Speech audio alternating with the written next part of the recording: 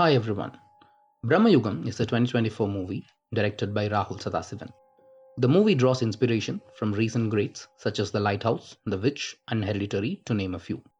Rahul Sadasivan, with both Brahmayugam and his previous work Bhutakalam, has shown his mastery over using horror to tell deep and compelling stories about the human condition. I watched the film a few weeks ago and I was amazed by the variety of things it tries to talk about. I tried to find some discussions online but couldn't find much. That is one of the main reasons why I'm making this video. So, some of the movie's themes, like the universally corrupting nature of power, have been discussed by some people online, but I could barely find anything about some other topics. For example, there are some Freudian themes in the movie. Freud talked a lot about man's desperate need to conquer the irrational and the natural world. And in the movie, we see our protagonist constantly struggling with nature. Whether it is the jungle that threatens to eat him alive in the first scene, or the river that blocks his movement later, or the overgrown mansion and the rain that literally enslave him. There are also some elements of cosmic or Lovecraftian horror in the movie. Indian cinema really needs to utilize this genre more. We already have some great works like Tumbad or Kumari, but I would really love to see more. Anyway, I would love to analyze these themes at some later point, but for now, we will be looking into the caste dynamics in the film and what Brahmayugam teaches us about the concept of ideology through both what it says and what it does not. With that said, this is Surjit, and now let's talk about the ideology of Brahmayugam.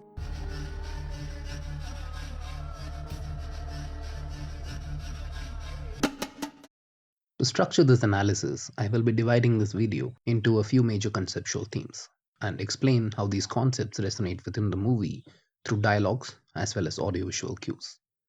In the first section, we will look at the symbolic meaning of the mansion and how it contextualizes the whole story.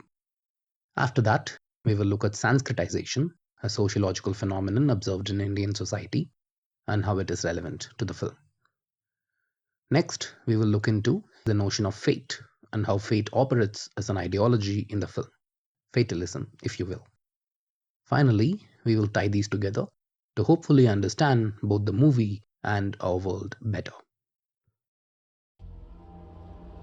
We get our very first look at the mansion as Thevan makes his way through the jungle, eventually stumbling into it.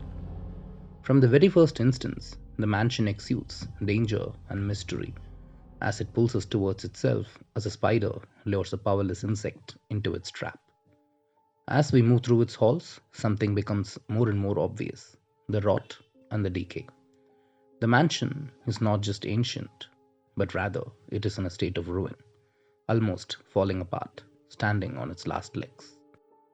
Throughout the film, the idea of time being lost inside the mansion is brought up.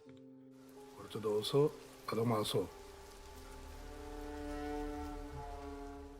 But it is not that time is literally stopped, but rather, even as time flows forward, nothing ever changes inside the mansion.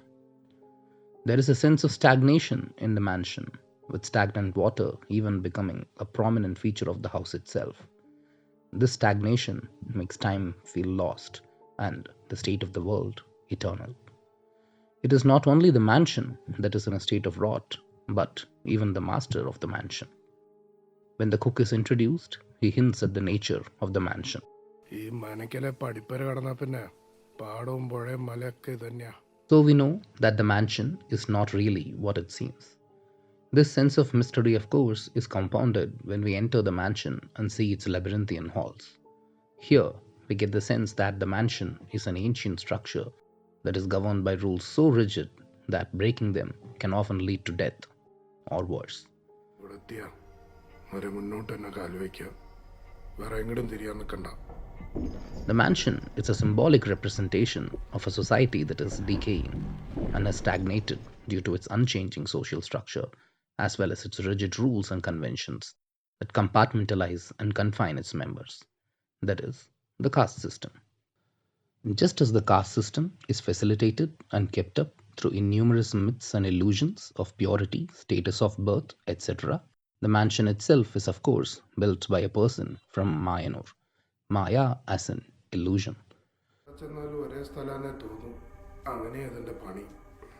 നിറയെ തൂണും കോണിയും നിഴലും.